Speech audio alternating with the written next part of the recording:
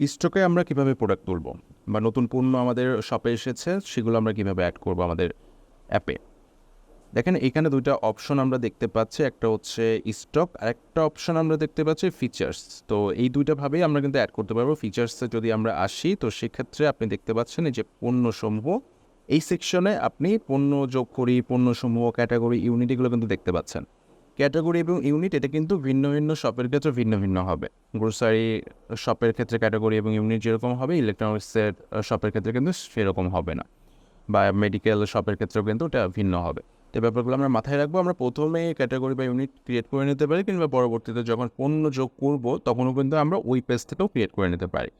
তবে দেখেন ক্যাটাগরি এখানে আমি আসছি, এখান থেকে যদি আমি একটা ক্রিয়েট করলাম যে পিসি গ্যাজেট বা পিসি হার্ডওয়্যার,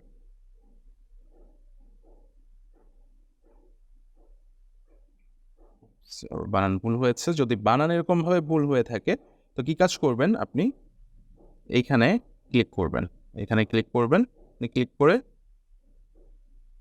লিখে দেবেন, ব্যাস এটা কিন্তু ঠিক হয়ে গেল। তাছাড়াও আপনি ডিলিট করে দিতে পারেন, এখান থেকে কিন্তু ডিলিট করে দিতে পারেন। ক্লিক করলে আপনার কী হবে দেখেন, এই যে এখানে যদি ওকে ক্লিক করেন এটা কিন্তু ডিলিট হয়ে যাবে। একটা বিষয় মাথায় রাখবেন, আপনার যদি এই ক্যাটাগরির আন্ডারে কোনো প্রোডাক্ট অ্যাড হয়ে থাকে তো সেক্ষেত্রে কিন্তু আপনি ক্যাটাগরি ডিলিট করতে পারবেন না। আপনাকে অবশ্যই প্রথমে ওই প্রোডাক্টটা ডিলিট করে দিয়ে আসতে হবে, তারপরে ওই প্রোডাক্টটা ডিলিট করার পরে দেন আপনি ক্যাটাগরি কিন্তু ডিলিট করতে পারবেন।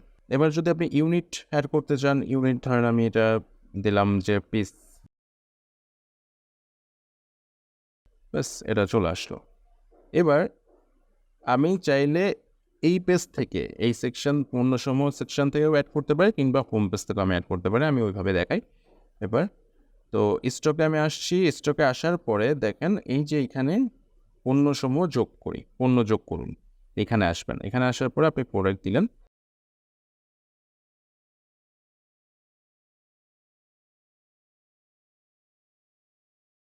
তো ক্যাটাগরি যেহেতু আমাদের ক্রিয়েট করা আছে, হার্ডওয়্যার এটা করলাম পিস হিসাবে।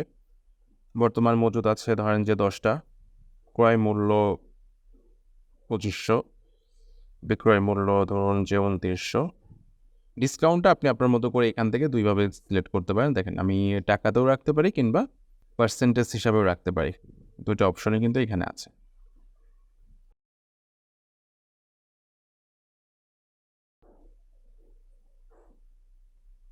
এখান থেকে আপনি ছবি অ্যাড করলেন, পণ্য যুক্ত করুন, এখানে ক্লিক করলেন, দেখেন এখানে কিন্তু চলে আসছে। আমি যদি এখন স্টকে যাই, যদি আমি এখানে আসি, দেখেন এখানে কিন্তু প্রোডাক্টটা চলে আসছে। তাছাড়া আপনি যদি আপডেট করতে চান ক্যাটাগরি, এই কোনো অপশন যদি নাম, ক্যাটাগরি কিংবা টাকা পয়সার এই পুরো হিসাবটা যদি আপনি চেঞ্জ করতে চান, আপনি কোথায় চলে আসবেন, যে এখানে আসবেন, এখানে ক্লিক করবেন, এটা কিন্তু আবার সব কিছু করতে পারবেন। এখানে যদি আপনি নতুন একটা ক্যাটাগরি ক্রিয়েট করতে চাচ্ছেন, ক্যাটাগরি ক্রিয়েট করতে পারেন, তারপর সেই ক্যাটাগরিটাও আপনি চেঞ্জ করে দিতে পারেন।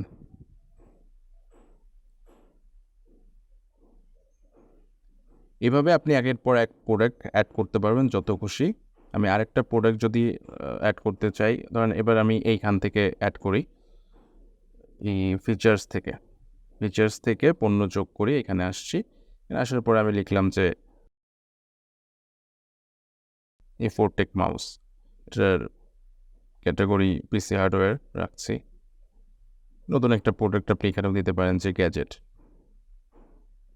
তো এইখানে কিন্তু গ্যাজেট এই যে দুটোই চলে আসছে, গ্যাজেট আপনি দিলেন, এটা পিস হিসাবেই রাখতেছি। আর যদি আপনি কোনো কিছু অন্যভাবে রাখতে চান, ধরেন যে আপনি এটা রাখলেন যে গ্রাম হিসাবে, এটা কত গ্রামের, এটা 250 গ্রামের,